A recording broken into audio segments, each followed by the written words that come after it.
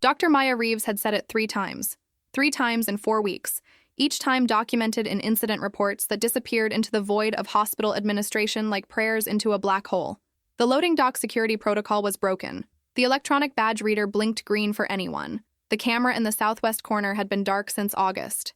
And the emergency lockdown override? Mounted right there on the wall, accessible, unmonitored, practically begging for trouble.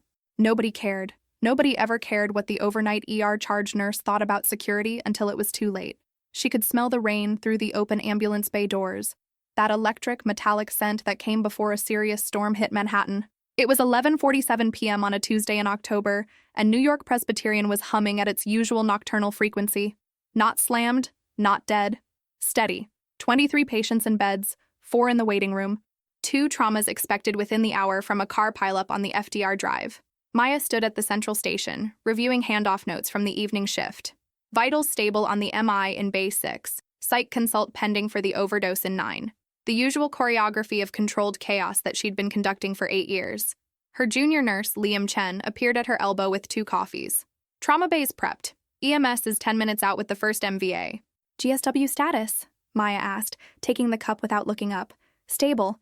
Or took him 20 minutes ago. We're clear. The lights flickered. Just once. A barely perceptible dimming that made Maya's hand freeze halfway to her mouth. She'd worked through 3 power failures at this hospital. She knew the warning signs. That's not the storm, she said quietly. Liam frowned. What? The lights flickered again. Longer this time. 2 seconds of brownout that made the monitors blink and reset. Somewhere down the hall, a patient called out in confusion. Then the fire alarm shrieked to life. Not the evacuation tone. The lockdown signal. 3 short blasts. Pause. Repeat. Maya's stomach dropped. Code silver. Active threat. All exterior doors would be sealing in 90 seconds, but the screen above the central station showed no alert. No notification from security. No hospital-wide page. That's not protocol, Maya said, already moving. Liam, get on the radio. Find out what security knows. Now. She was halfway to the ambulance bay when she heard it. The heavy metallic slam of the loading dock door closing. Not the slow mechanical descent of a scheduled lockdown. The violent final sound of something forced. The 2 EMTs wheeling a stretcher through the bay doors stopped mid-stride, confused by the alarm. Maya grabbed the near edge of the gurney and helped them rush it inside. Get him in. Move. The patient, conscious, neck-braced, forehead gashed, looked up at her with wild eyes. What's happening? You're safe, Maya lied. Because that's what you said. Trauma Bay 2. Go. The moment they cleared the threshold, the ambulance bay doors began to close. The massive steel panels descended with a hydraulic hiss that swallowed the sound of the rain. Maya spun toward the security console mounted by the entrance. Red lights across every access point.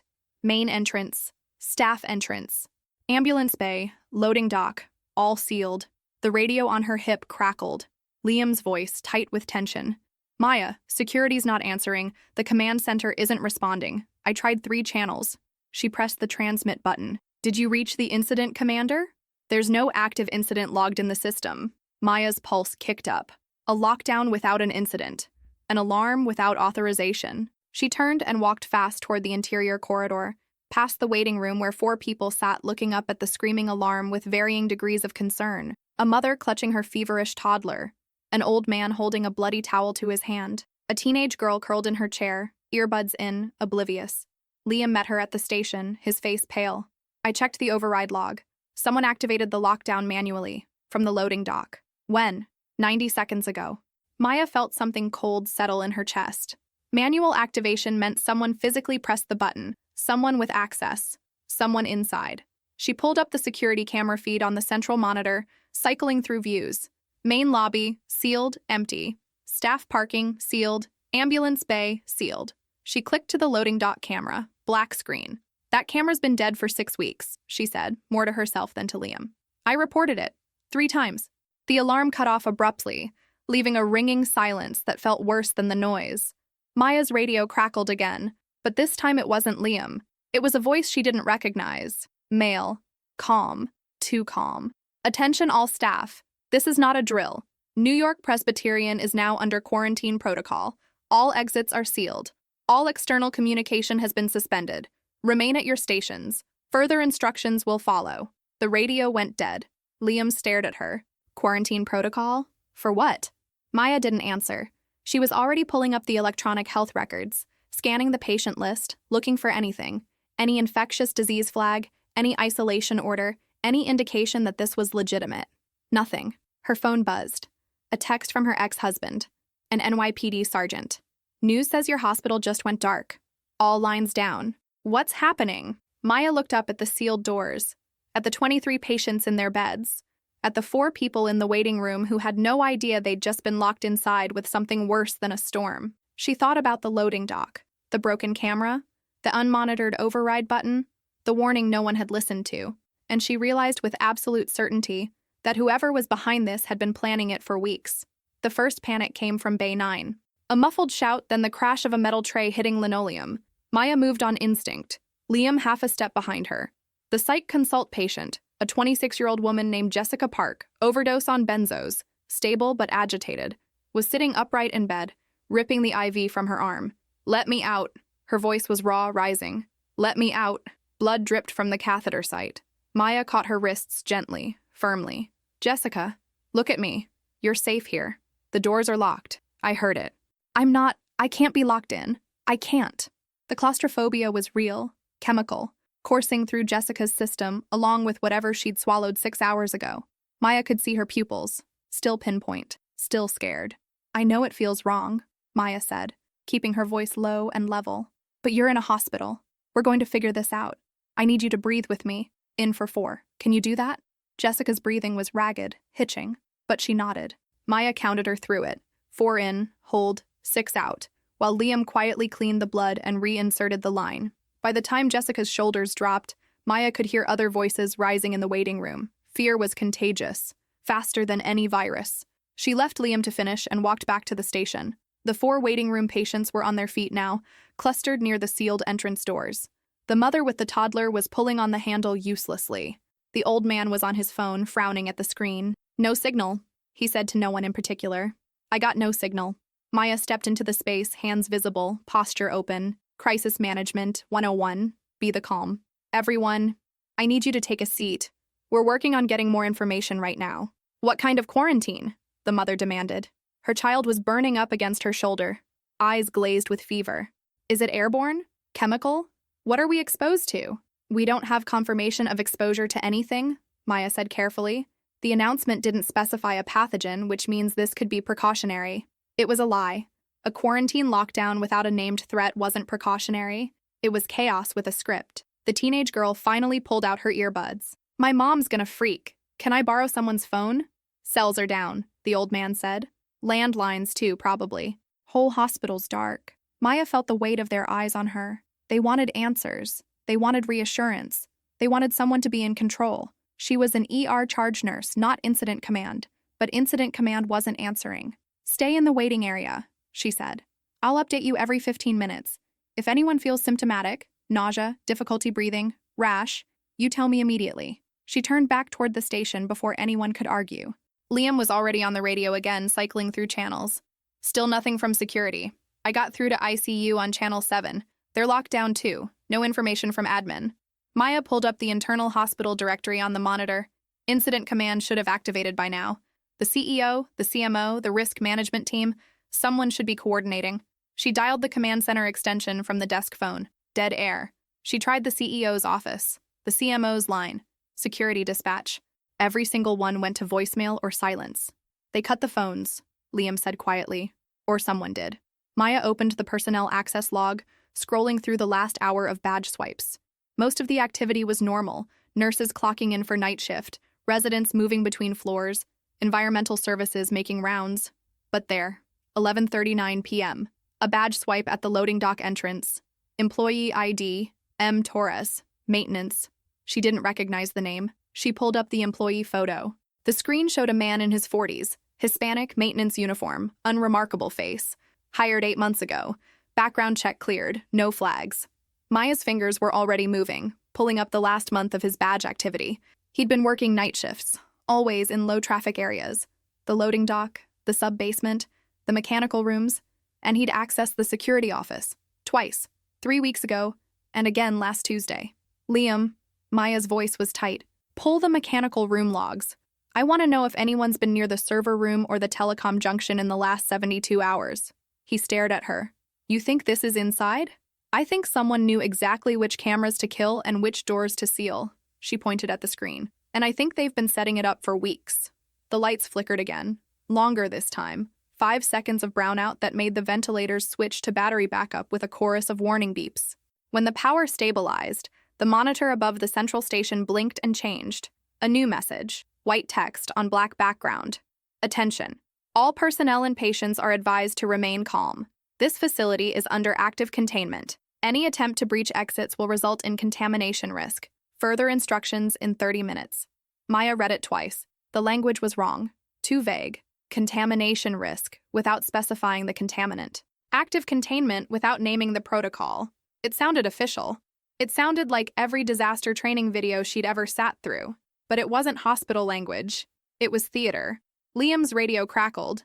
A new voice, this time female, panicked. This is ICU North. We have a code blue in bed 12. Respiratory arrest. We need a crash cart and we need it now. Maya grabbed the radio. ICU North. This is ER charge. What's the patient's history? 78-year-old male. Post-op day 2 from cardiac bypass. He was stable an hour ago. Now he's crashing and The voice broke. I don't know why.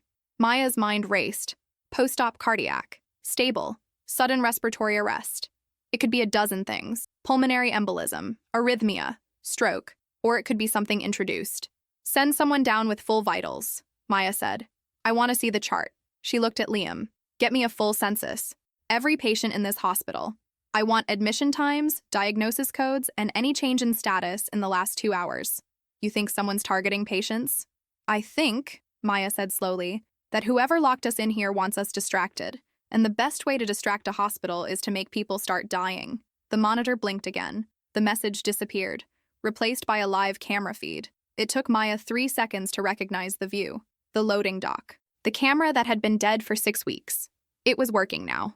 And standing directly in front of it, looking into the lens with calm, deliberate certainty, was the man from the employee photo. Monsieur Torres. Maintenance. He raised one hand in a slow, almost friendly wave. Then he held up a phone, screen facing the camera, and Maya felt ice flood her veins as she read the message displayed there. You should have listened, Dr. Reeves. Maya didn't shake. Real fear didn't do that. It made you cold, sharp, clinical. She stared at the screen where her name appeared beside Torres's and understood immediately what it meant. She had reported security failures weeks earlier. A broken loading dock camera, a faulty badge reader. 12 people had received those reports. Any of them could have warned him. The screens went dark. The hospital entered containment. Her radio flooded with calls. Trauma, pediatrics, the lab, all demanding answers she didn't have. Still, Maya kept her voice steady and ordered everyone to maintain protocol. Digging into Torres's record, she found he'd been fired from Columbia Presbyterian for a security violation. This wasn't new. He'd been preparing for months. The lockdown wasn't random. It was camouflage. Reviewing recent transfers, Maya focused on a patient in ICU North, Robert Chen, 78, transferred from Mount Sinai after a gunshot wound. Minutes earlier, he'd suffered a sudden cardiac arrest. Access logs confirmed it. Miguel Torres had entered Chen's room. Then came the final piece. The police report from the original shooting. Torres wasn't a witness. He was the shooter. Robert Chen was the only man who could identify him. The radio crackled. Torres's voice was calm. In 30 minutes, he said, every door in the hospital would open. Panic would follow. And in the chaos, Robert Chen would die. Unless Maya brought him to the loading dock. Just the two of them. When the radio went silent, Maya stood beneath the fluorescent lights, staring at the sealed doors, knowing she had 25 minutes to make an impossible choice. 25 minutes. Maya's watch read 12:14 a.m. She calculated the odds with clinical precision. 1 life versus 200. The math was simple. The ethics were not. She ordered Chen moved to an interior ICU room, guarded. No explanations given. Then she searched deeper into Torres's past and hospital incident logs. That's when she found it. 3 missing vials of succinylcholine reported months earlier near the loading dock. A paralytic. Fast, clean, perfect for a hospital full of cardiac arrests. Chen's earlier code hadn't been random. It had been a test. While holding the ER together, treating a feverish child, managing panicked staff, Maya traced Torres's escape route through the building schematics.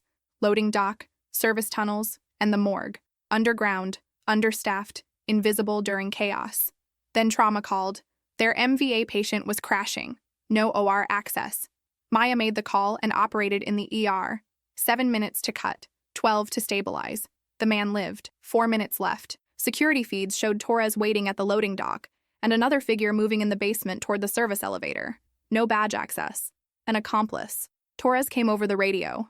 2 minutes. Bring Chen or panic would be unleashed. Maya stalled, negotiating just long enough to confirm what she already suspected. She zoomed in on the morgue camera. The accomplice's surgical cap had slipped, revealing a blonde ponytail. The nurse from Chen's code, the one alone with him when his heart stopped. Torres hadn't acted alone. Maya ordered evacuation procedures, patients prioritized, critical care held. She didn't move Chen. "I'm ending this," she said, "and I'm not bringing him anywhere." The lights flickered. Every door in the hospital unlocked at once. A metallic click, like a weapon being armed. The siege had entered its second phase. The sound of unlocking doors ripped through the ER. For a moment, no one moved. Then panic exploded. Patients ran, families bolted. Order dissolved into controlled chaos. Maya barked evacuation orders, prioritizing ambulatory patients while critical care stayed put. On the security feed, she saw it. Chen's ICU door open. The blonde nurse, the one from his code, stood there, waiting. Torres came over the radio, demanding Chen. Maya lied calmly, told him his partner already had Chen and was heading for the morgue. Silence followed, then movement. Torres abandoned the loading dock and rushed toward the basement stairs, exactly as she hoped. Maya locked Chen down through ICU North and tracked both suspects on camera. Torres and the nurse converged in the basement near the morgue, realized they'd been outplayed, and argued. The nurse fled. Torres didn't. He pulled a syringe from his pocket. Succinylcholine. Maya intercepted him in the corridor. They faced each other under yellow emergency lights. She told him SWAT was closing in, that surrender was his last chance. For a moment, doubt flickered. Then he ran, not toward the morgue, but toward ICU North. Maya chased him to the service elevator, forcing the doors open just as SWAT flooded the stairwell. Trapped, Torres looked at her and understood he'd lost. "Tell Chen I'm sorry," he said. He injected himself. The doors closed as his body collapsed, paralysis setting in within seconds. The elevator rose. Maya sprinted for the stairs. The crisis wasn't over, but Torres was. Maya took the stairs at a run, calling ahead for a crash cart and intubation gear as she calculated the damage. Succinylcholine meant total paralysis. Torres would be conscious, unable to breathe, dying by choice. The service elevator stopped on the 4th floor. A panicked environmental services worker was already doing compressions when Maya arrived. Torres had no respirations, pupils fixed, but a weak pulse remained. The drug had taken his muscles, not his heart. Maya took control. Airway clear, bagging, intubation in seconds. His chest rose. He was alive. SWAT flooded the corridor moments later. Torres was secured and transported under guard. The accomplice, the blonde ICU nurse, was already in custody. "You saved his life," the sergeant told her. "I preserved evidence," Maya replied. "He's the witness." 200 patients evacuated safely. Robert Chen was secure. The crisis officially was over. Unofficially, it wasn't. Back in the ER, the trauma patient Maya had operated on was crashing again. She reopened the abdomen, repacked the bleeding liver, stabilized him just long enough for the OR team to arrive and take over. Only then did the adrenaline fade. Texts came in. "Are you okay? The news is calling you a hero." Maya didn't feel like one. This had never been about heroics. It was about ignored reports, broken cameras, failed systems, disasters that could have been prevented if anyone had listened. When Liam mentioned interviews and awards, she shut it down. "I mitigated a failure," she said. "I didn't stop it." Later, she went to ICU North. Chen was awake, shaken but alive. She told him the truth. The man who shot him was caught. He was safe now. Chen thanked her, gripping her hand with fragile strength. Maya stayed until he slept. Dawn broke as she finally clocked out, the hospital returning to routine as if nothing had happened. But something had happened, and Maya was going to make sure no one ignored it again. Maya didn't go home. She should have. 26 hours awake, scrubs stiff with blood, every nerve screaming for sleep. But she went to the administrative floor instead. She confronted David Kern, the security director. Calm, precise. She listed the 3 ignored reports: the broken camera, the faulty badge reader, the access Torres exploited for 8 months. She showed him the emails, the logs, the proof that someone had tipped Torres off. When federal investigators arrived, she promised full cooperation and walked out before Kern could respond. She was done being quiet. In the lobby, an FBI agent stopped her. Special Agent Lisa Tran. The interview was routine until Tran asked why Maya had left her emergency medicine residency 8 years earlier. Maya told the truth: a 22-year-old trauma patient, understaffed ER, a missed tension pneumothorax, survival, but with catastrophic brain injury. Maya had filed reports about unsafe staffing. The system blamed her instead. She resigned, became a nurse, and kept fighting from the bedside. Tran listened, then delivered the final truth. The patient's name had been Sarah Chen. Robert Chen was her father. The man Maya had saved during the lockdown was the father of the woman she had failed 8 years earlier. Torres hadn't chosen Chen at random. Chen had become a public advocate for hospital safety reform after his daughter's injury. Staffing ratios, oversight, whistleblower protections. Torres recognized him, panicked, and tried to erase the witness. 2 lives, bound by the same broken system. Tran told Maya something else. Robert didn't know who she was, but she should tell him. Maya went to ICU North. She told him everything. The silence was unbearable. Then Robert spoke. "You saved my life last night," he said. "And you've been fighting for the same changes I've been fighting for. I know the difference between a broken system and a broken person. You're not broken." He took her hand. For the first time in 8 years, the weight eased. Maya left the hospital at sunrise, ignoring her phone, riding the subway home in silence. She collapsed into bed without changing. When she slept, she didn't dream of failure. She dreamed of reports, of reforms, of a fight that was finally beginning. Maya woke to the sound of her phone vibrating against the nightstand. Relentless. Insistent. She cracked one eye open and saw 17 missed calls, 43 text messages, and a notification that she'd been tagged in 128 social media posts. The clock read 3:47 p.m. She'd slept for 6 hours. Not enough, but better than nothing. She scrolled through the messages. Liam. News crews are camped outside the hospital. They want to interview you. Her ex-husband? CNN is running your name. Call me. Unknown numbers asking for quotes, requesting appearances, offering book deals. Maya deleted them all and opened the news app. The headline made her stomach drop. ER nurse foils hospital siege, saves witness. But at what cost? She read the article with growing dread. It had everything. Torres's criminal history, the lockdown timeline, Chen's testimony connection, and buried in paragraph 8, a single devastating line. Sources confirm that Nurse Reeves was formerly Dr. Maya Reeves, a medical resident who left Boston Medical after a controversial patient death in 2017. They'd found it. Of course they had. Journalists were better at investigations than hospital administrators ever were. Her phone rang.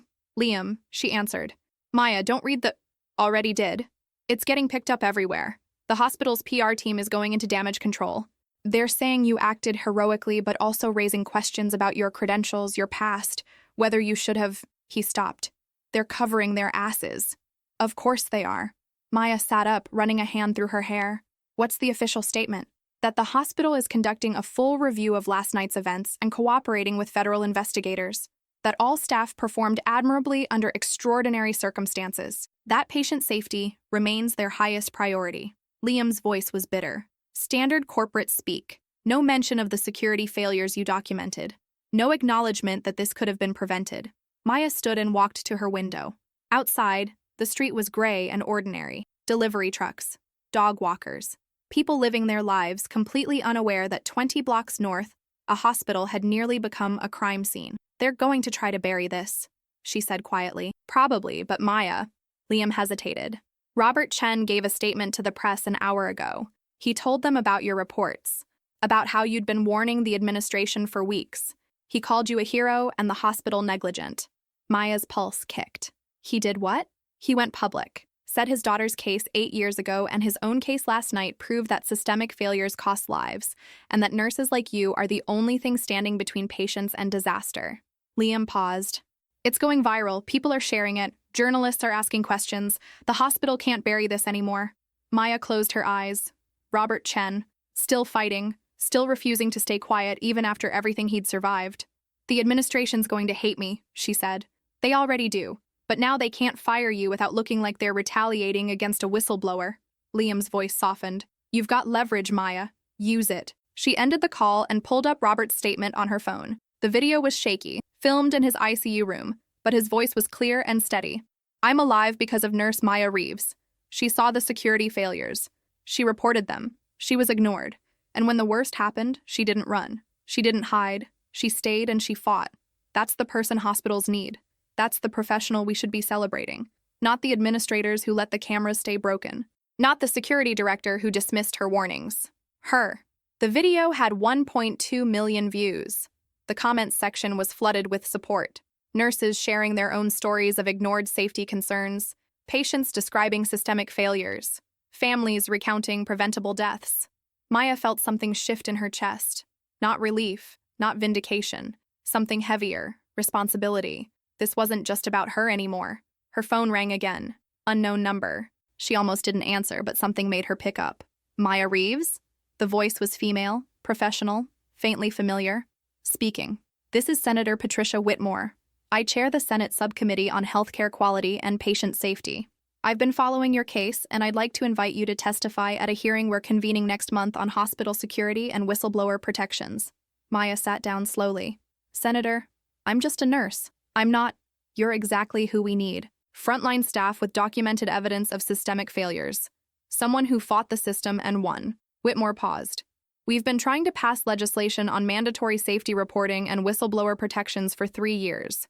But we need testimony from people who've lived it, people who can put a face on the statistics. What about my past? Maya's throat was tight. The article mentioned Boston Medical, my resignation. I know about Boston. I also know that you've spent 8 years fighting to prevent other families from experiencing what the Chens experienced. That's the story that matters. Whitmore's voice was firm. Will you testify?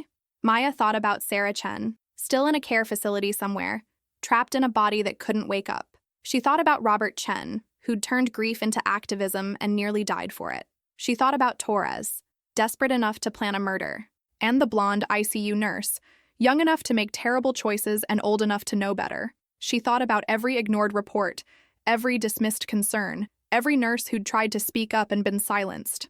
Yes, Maya said. I'll testify. After the call ended, Maya sat in silence for a long time. Then she opened her laptop and started writing. Not a statement, not a press release. A comprehensive documentation of every security failure, every safety concern, every systemic issue she'd witnessed in 8 years of nursing. It took her 4 hours. When she finished, the document was 47 pages long, with embedded emails, incident reports, and photographic evidence.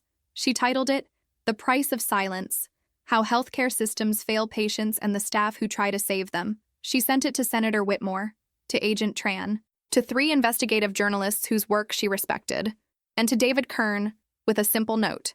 This is what accountability looks like. Then she got dressed, braided her hair, and took the subway back to the hospital. It was shift change when she arrived. The ER was controlled chaos. Day shift handing off to evening. Patients in every bay. The waiting room half full. Liam saw her first and crossed the floor in 3 strides. What are you doing here? You're not scheduled until tomorrow. I know. Maya looked around the ER, the place she'd worked for 8 years, the place where she'd found purpose after losing her medical career, the place that had become home. But we need to have a staff meeting. Now. All shifts. Anyone who can spare 15 minutes. Maya, what are you planning? I'm planning to stop being quiet. 20 minutes later, 37 nurses, techs, residents, and support staff crowded into the break room. Maya stood at the front, her laptop connected to the wall-mounted TV. Most of you know what happened last night, she began. Some of you were here. Some of you heard about it. But what you don't know is that it was preventable. Completely preventable. And I can prove it.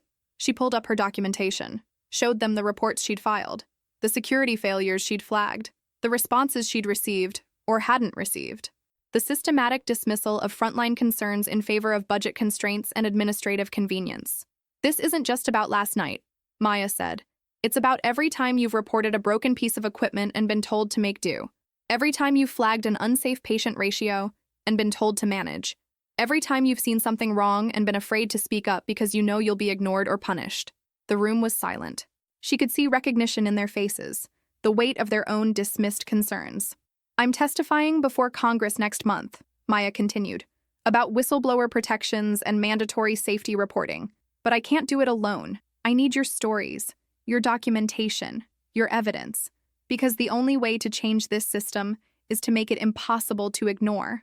A hand went up in the back. One of the night shift nurses, a woman in her 50s who'd been at the hospital longer than Maya. They'll retaliate, you know they will. HR will find reasons to write us up, cut our hours, make our lives hell. You're right, Maya said. They probably will. but they can't retaliate against all of us. And if we document everything, every conversation, every concern, every dismissal, we build a case they can't defend against. Another hand, a young resident, fresh out of medical school. What if we're wrong? What if there are legitimate reasons for the decisions administration makes? Then they should explain those reasons. Transparently. On the record. Maya met his eyes. But 8 months of planning went into last night's attack. 8 months where Torres accessed secure areas, studied our protocols, and exploited every security failure I'd documented. If administration had legitimate reasons for ignoring those concerns, I'd love to hear them. Wouldn't you? Murmurs of agreement rippled through the room. Liam stood. I'm in. I've got 3 incident reports from the last month that went unanswered. I'll send them to you tonight. The older night shift nurse stood next. I've got 6 years of concerns about staffing ratios. They're yours. One by one, staff members stood, offering stories, offering documentation, offering solidarity. By the time the meeting ended, Maya had commitments from 23 people to provide evidence for the congressional testimony. 23 voices that had been silent too long. She was packing up her laptop when David Kern appeared in the doorway. His face was gray, his expression unreadable. That was quite a speech, he said. It was overdue. The CEO wants to see you, tomorrow morning, 9 a.m. I'll be there. Maya shouldered her bag. Will you? Kern's jaw tightened. What's that supposed to mean? It means you have a choice, David. You can keep defending a system that almost got people killed, or you can be part of fixing it. She walked past him, then stopped. I know which choice I'd make. But then again, I've already made mine. She left him standing there and walked out into the night. The air was cold, sharp, carrying the smell of coming winter. Her phone buzzed with incoming messages, staff sending their documentation, journalists requesting interviews, strangers offering support. But the message that mattered most came from Robert Chen. Thank you for speaking up. Sarah would be proud. Maya stood on the sidewalk outside the ER entrance, looking up at the building where she'd spent 8 years trying to be invisible, trying to atone for a mistake by keeping her head down and her voice quiet. She was done being invisible. Tomorrow she'd face the CEO. Next month she'd face Congress. And every day after that she'd face a healthcare system that needed to change. But tonight, she allowed herself one moment of peace, one breath of cold air, one acknowledgement that maybe, just maybe, speaking up was worth the cost. Her phone rang. Senator Whitmore. I just read your documentation, the senator said. 47 pages, this is exactly what we need. But Maya, you understand what you're walking into? The hospital lobby is powerful. The healthcare industry doesn't like whistleblowers. This is going to get ugly. I know, Maya said. And you're still willing to do this? Maya thought about Sarah Chen, about Robert Chen, about Torres, who'd been desperate enough to plan a murder, about the blonde ICU nurse who'd helped because she was afraid to say no. She thought about every patient who'd ever suffered because someone with power chose profit over safety. Yes, Maya said. I'm still willing. Then let's get to work. The call ended. Maya took one last look at the hospital, then turned and walked toward the subway, toward home, toward whatever came next. The fight was just beginning, and this time, she wasn't fighting alone. The CEO's office was on the 8th floor, corner suite, floor-to-ceiling windows overlooking Manhattan. Maya had never been inside.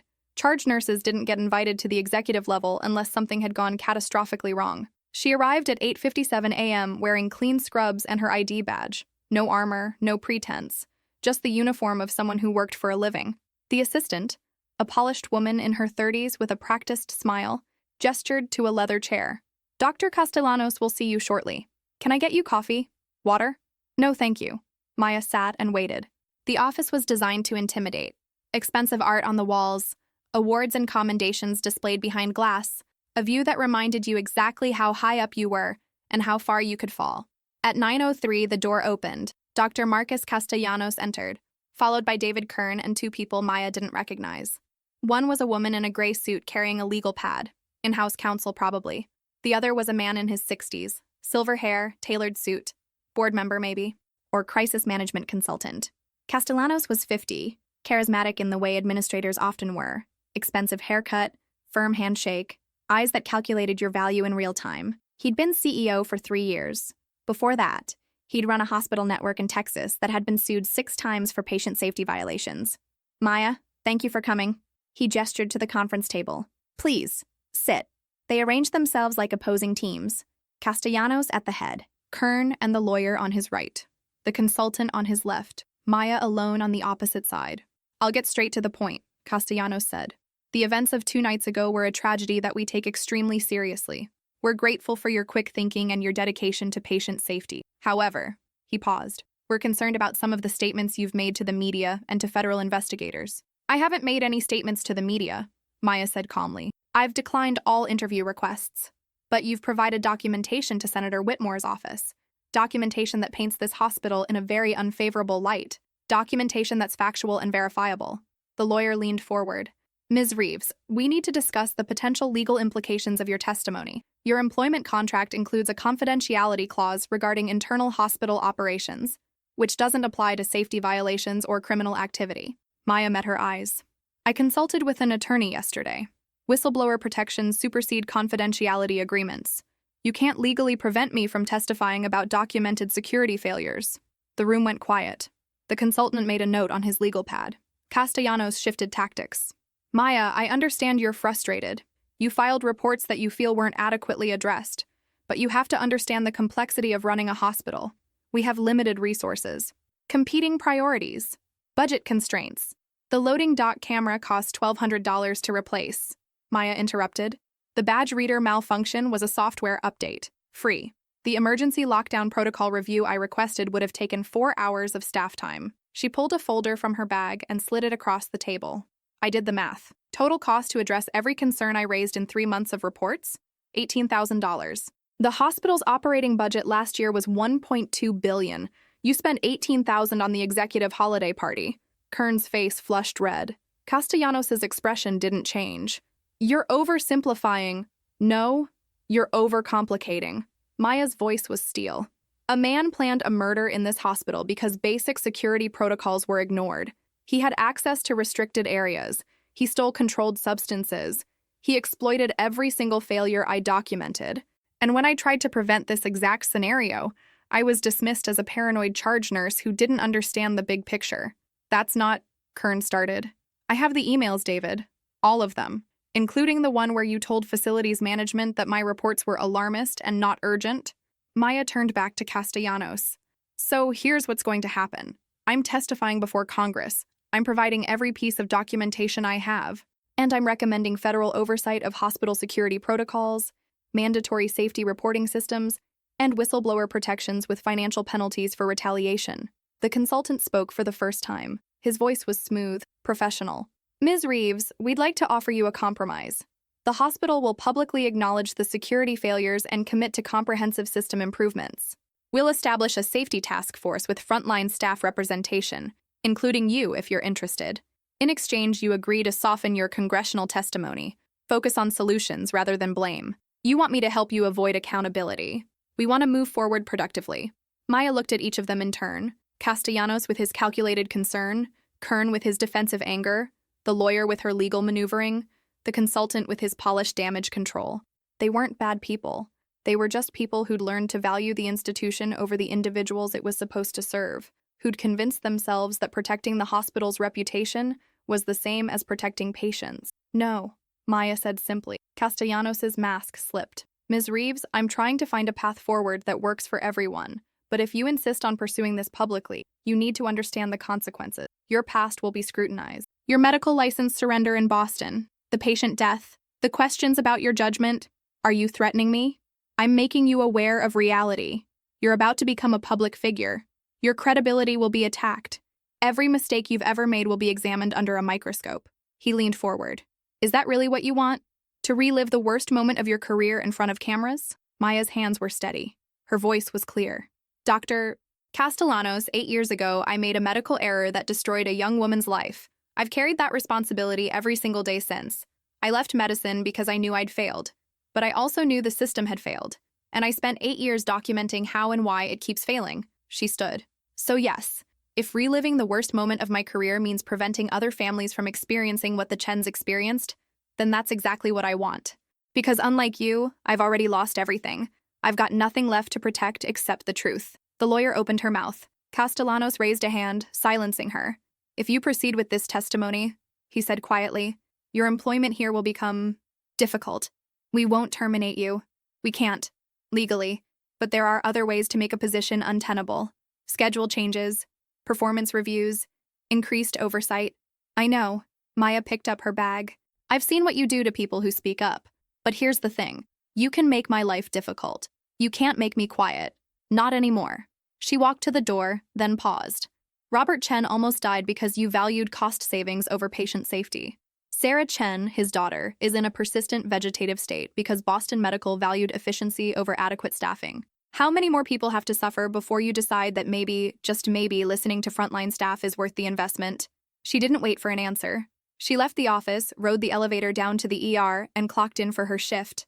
Liam was at the central station reviewing charts. He looked up when she approached. How'd it go?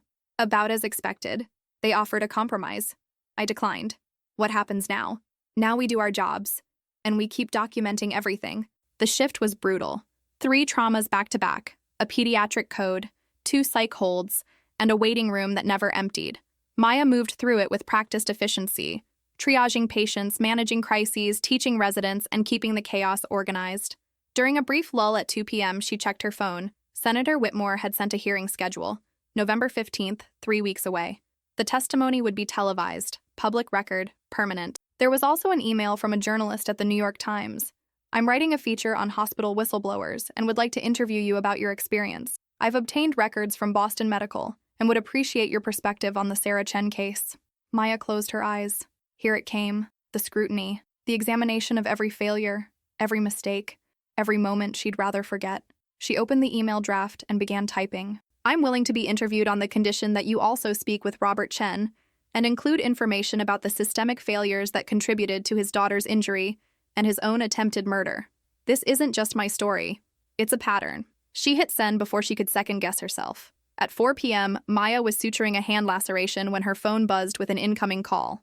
Unknown number. She ignored it. 3 minutes later, it buzzed again. Same number. She excused herself, stepped into the hallway, and answered. This is Maya Reeves. Ms. Reeves, this is Monica Walsh with the State Department of Health. We've received your documentation regarding security failures at New York Presbyterian. We're opening a formal investigation. Maya leaned against the wall. What does that mean exactly?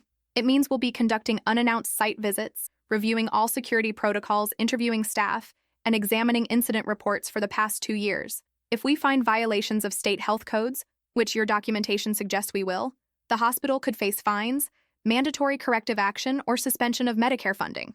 How long will the investigation take? 4 to 6 months for a facility this size. But Ms.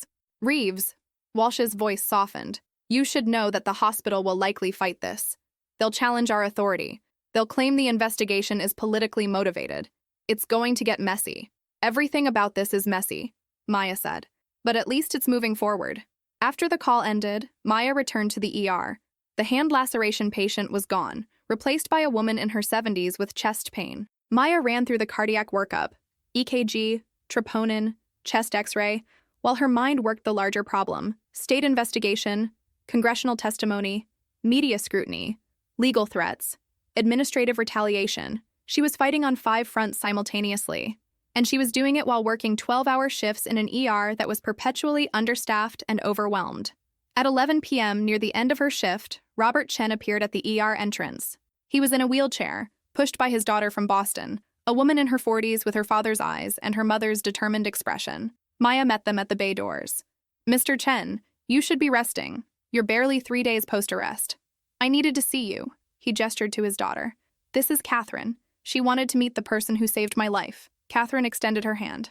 Her grip was firm. Thank you, Ms. Reeves, for everything. Maya took her hand, throat tight. I'm sorry about your sister. About Sarah. I know. Catherine's eyes were wet. I read the Boston medical records. I know what happened, and I also know you've spent 8 years trying to prevent it from happening to anyone else. She paused. That matters, more than you realize. Robert pulled an envelope from his jacket. This is a letter for Senator Whitmore, supporting your testimony, corroborating the systemic failures you've documented. He handed it to Maya. My lawyers helped draft it. It's solid. Maya unfolded the letter. 3 pages. Detailed. Devastating. A comprehensive account of 2 tragedies separated by 8 years, but connected by the same root cause. Institutions that prioritized everything except patient safety. You don't have to do this, Maya said quietly. You've already done enough. No, Robert said. I haven't done nearly enough. But together, maybe we can. Catherine nodded. We're with you. Whatever you need. They left shortly after. Robert looking exhausted but resolved. Maya stood in the empty bay, holding the letter, feeling the weight of what she'd started. Liam appeared at her elbow. That was Robert Chen. Yeah. You know what you're building here, right? It's not just testimony. It's a movement. Maya looked at the ER, the organized chaos, the tireless staff, the patients who trusted them to do the impossible every single day. I'm just trying to make sure we can keep doing our jobs safely, she said. No. Liam's voice was firm. You're trying to change the system, and I think you might actually do it. Maya's shift ended at midnight. She walked out into cold November air, her body exhausted, her mind racing. In 3 weeks, she'd testify before Congress. In 4 to 6 months, the state investigation would conclude. And every day between now and then, she'd come to work, care for patients, and document everything that went wrong. It was the long game, the slow fight, the kind of battle that didn't end with dramatic confrontations or satisfying victories. But it was the fight that mattered. Her phone buzzed. A text from Senator Whitmore. Hearing confirmed. November 15th, 10 a.m. televised. Are you ready? Maya stood on the sidewalk outside the ER, looking up at the building where she'd found purpose after losing her medical career. The place that had become home. The institution she was about to betray, or save, depending on your perspective. She typed her response. I'm ready. And for the first time in 8 years, she believed. November 15th arrived cold and clear. Maya stood outside the Hart Senate office building in Washington, D.C., wearing a navy blazer over her scrubs. She'd debated what to wear, professional suit or work uniform, and decided on the truth. She was a nurse, not a politician, not a professional witness, just someone who'd tried to do the right thing. Senator Whitmore met her in the lobby, accompanied by a young staffer carrying briefing materials. The hearing starts at 10. You'll testify second after the opening statements. We've got hospital administrators, safety experts, and union representatives scheduled after you. She studied Maya's face. How are you feeling? Terrified, Maya said honestly. Good. That means you understand what's at stake. Whitmore gestured toward the elevator. Let's go over your testimony one more time. The hearing room was larger than Maya expected. Curved rows of seats for senators, a witness table facing them, and behind that, rows of press and public seating already filling with journalists, advocates, and curious observers. Cameras lined the back wall. C-SPAN was broadcasting live. Maya took her seat at the witness table. To her left was Robert Chen, dressed in a suit, looking frailer than he had in the hospital, but steady. To her right was an empty chair, reserved for someone from New York Presbyterian's administration. No one had shown up yet. At 9:58, David Kern slipped into the room and took the seat beside Maya. He didn't look at her, didn't speak, just sat with his hands folded, staring straight ahead. At exactly 10:08 a.m., Senator Whitmore called the hearing to order. Good morning. This hearing of the Senate Subcommittee on Healthcare Quality and Patient Safety will now come to order. We're here today to examine critical failures in hospital security protocols and the treatment of healthcare workers who report safety violations. She looked directly at the cameras. 2 weeks ago, New York Presbyterian Hospital experienced a lockdown event that put over 200 patients and staff at risk. This incident was preventable, it was documented, and it was ignored. She went through the opening statements with practiced efficiency, outlining the scope of the problem, the legislative proposals under consideration, and the importance of whistleblower protections. Then she turned to Maya. Our first witness is Maya Reeves, RN, charge nurse at New York Presbyterian Hospital. Ms. Reeves, thank you for being here. Please proceed with your testimony. Maya's hands were steady as she opened her prepared statement. She'd written it herself. No lawyers, no consultants, just the truth in her own words. Senator Whitmore, members of the committee, thank you for the opportunity to testify today. My name is Maya Reeves. I've been a registered nurse for 8 years. Before that, I was a medical resident at Boston Medical Center. I left that program 3 months before graduation after a patient suffered a catastrophic injury under my care, an injury that was caused by both my inexperience and by systemic staffing failures that I attempted to report and was told to ignore. She paused, letting that sink in. In the press section, she could see reporters typing frantically. I became a nurse because I wanted to work at the bedside, because I believed I could do more good caring for patients directly than I could in a system that seemed designed to discourage speaking up. For 8 years, I filed safety reports. I documented equipment failures, security vulnerabilities, and protocol violations. I sent them to my supervisors, to hospital administration, to risk management. Most were never addressed. Some were dismissed as alarmist. Others simply disappeared into the administrative void. She pulled out the folder of documentation. On September 8th, September 23rd, and October 6th of this year, I filed 3 separate reports about security failures at the New York Presbyterian loading dock. I documented a non-functional camera, a malfunctioning badge reader, an unsecured emergency override.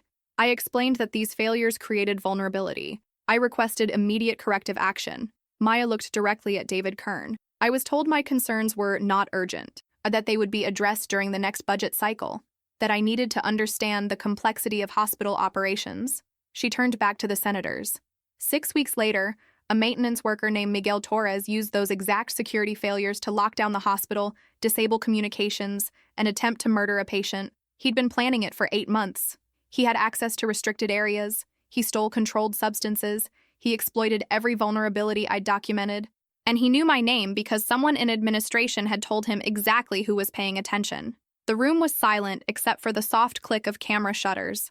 Robert Chen, the patient Torres targeted, is here today.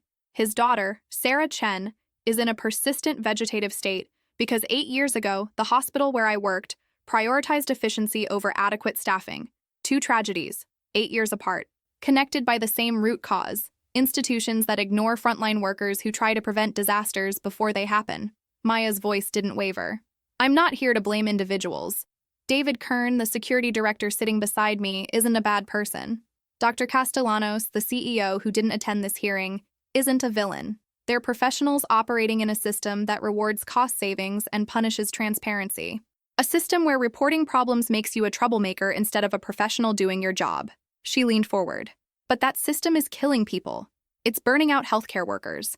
It's creating environments where tragedies are inevitable because prevention is always too expensive until after the disaster happens. And it has to change. Maya outlined her recommendations. Mandatory safety reporting with federal oversight. Whistleblower protections with financial penalties for retaliation. Public databases of hospital safety violations. Independent patient safety officers with authority to halt operations when risks are identified. These reforms won't be cheap, she concluded. They'll require investment, oversight, accountability, but they'll be cheaper than the lawsuits, cheaper than the settlements, cheaper than the lives lost because someone in power decided that listening to a nurse wasn't worth $1,200 in 4 hours of staff time. She closed her folder. Thank you for your time. I'm happy to answer any questions. The senators had questions, lots of them. They asked about the specifics of Torres's attack, about the administrative response, about her experience in Boston, about the broader patterns she'd observed. Maya answered each one with clinical precision, facts, documentation, no emotions, no drama, just the truth. Then Senator James Crawford, a Republican from Texas known for opposing healthcare regulation, leaned forward. Ms. Reeves, your testimony is compelling, but I have to ask, aren't you simply someone who made a catastrophic error 8 years ago and is now trying to deflect responsibility by blaming the system? The room went quiet. Maya met his eyes. Senator, I made an error 8 years ago that destroyed a young woman's life. I take full responsibility for that. I surrendered my medical license rather than put other patients at risk. But I also know that my error occurred in a context of unsafe staffing ratios, that multiple residents had reported and that administration had ignored. Both things can be true. I failed, and the system failed. Acknowledging one doesn't erase the other. Crawford wasn't finished. And isn't it convenient that you're now positioning yourself as a whistleblower hero when you're really just a nurse with a grudge against hospital administration? Maya's voice was ice. Senator, I have no interest in being a hero. I'm here because I'm tired of watching preventable tragedies happen. I'm tired of filing reports that disappear. I'm tired of seeing healthcare workers punished for caring more about patient safety than institutional reputation. She paused. If that makes me someone with a grudge, then I'm guilty as charged. A few people in the public gallery applauded before being quieted by security. The hearing continued for 3 more hours. Robert Chen testified about his daughter's injury and his own attempted murder. A union representative presented data on healthcare worker safety concerns and retaliation rates. A patient safety expert outlined international best practices. David Kern testified last. He read a prepared statement acknowledging areas for improvement in New York Presbyterian's security protocols and committing to comprehensive review and enhancement of existing systems. He didn't apologize. He didn't take responsibility. He didn't mention Maya's reports. When the hearing finally adjourned at 2:30 p.m., Maya walked out into cold November sunlight. Her phone was vibrating constantly, messages from reporters, colleagues, strangers who'd watched the testimony live. She ignored them all. Robert Chen caught up with her on the steps. You did it, he said simply. We'll see. Testimony is one thing. Actual change is another. It's a start. He squeezed her shoulder. Sarah would be proud. Catherine appeared with a car. They offered Maya a ride back to her hotel, but she declined. She wanted to walk, needed to walk, to process what she'd just done. She'd testified before Congress, on live television, about her worst failures and the system's worst failures. She'd made herself a target. She'd probably destroyed any chance of advancement in her nursing career. She'd definitely made enemies. But she'd also told the truth. Her phone rang. Liam. I just watched the whole thing, he said. Maya, you were incredible. The ER staff is going crazy. People are sharing clips. Twitter's exploding. You're trending. I don't care about trending. I know. But you should care about this. He paused. Dr. Castellanos just sent an all-staff email. New York Presbyterian is implementing immediate security upgrades, all cameras, all badge readers, complete protocol review, and they're creating a frontline safety task force with mandatory administration response timelines. Maya stopped walking. They're actually doing it? They don't have a choice. The State Department of Health investigation, your testimony, the media attention, they can't ignore it anymore. You won, Maya. She closed her eyes. It wasn't victory. It was just the beginning. The real work would be maintaining these changes, ensuring they weren't just performative, holding administrators accountable when they tried to backslide. But it was something. I'm coming back tomorrow, Maya said. My shift starts at 7. You don't have to. You could take time. Process everything. I want to work. That's who I am. She ended the call and kept walking. Past the Capitol building. Past tourists taking photos. Past her normal life intersecting with something larger and stranger and more uncertain. Her phone buzzed with a text from Senator Whitmore. The bill just got 3 new co-sponsors. Your testimony mattered. Another text, this one from the New York Times journalist. Feature runs Sunday. Front page. I think you'll be pleased with it. And finally, a text from an unknown number. This is Sarah Chen's aunt. Robert told us about your testimony. Our family wants you to know. We don't blame you. We never did. Thank you for fighting for her memory. Maya sat down on a bench overlooking the National Mall. The sun was setting, painting the monuments gold. Around her, the city moved with indifferent purpose. Lobbyists heading home, staffers grabbing dinner, tourists planning their evening. She'd spent 8 years trying to disappear, trying to atone for her mistakes by keeping quiet and doing her job. But silence hadn't protected anyone. It hadn't saved Sarah Chen. It hadn't prevented Torres's attack. It had just made her complicit in a system that kept failing. Speaking up was terrifying, costly, dangerous. But it was the only thing that had ever actually worked. Maya pulled out her phone and opened her notes app, started typing a new document. Not testimony this time, a handbook. A nurse's guide to effective safety reporting and whistleblower protection. Practical advice for frontline workers who saw problems and wanted to fix them but didn't know where to start. She'd finish it on the train back to New York. Share it with nursing organizations. Post it online. Make it impossible for the next Maya Reeves to feel alone. Because that was the real fight. Not the dramatic testimony or the congressional hearings. The daily, unglamorous work of documentation and persistence and refusing to be silent. Her phone buzzed one more time. A text from her ex-husband. Proud of you. Always have been. Maya smiled. Stood. Started walking back toward her hotel. Tomorrow she'd return to New York. Clock in for her shift. Triage patients. Manage crises. Do the ordinary, essential work of keeping people alive. But she'd do it knowing that this time, someone was listening. This time, the reports wouldn't disappear. This time, the system would have to change. Because she'd made it impossible to ignore. And that's the end of the story. If you made it this far, drop "I stayed" in the comments. I need to know who's really built for the long fight. Like, subscribe, and share this with anyone who's ever felt ignored at work. Because Maya's story, it's happening in hospitals everywhere. And the only way we change it is by refusing to stay quiet. See you in the next one. Stay resilient.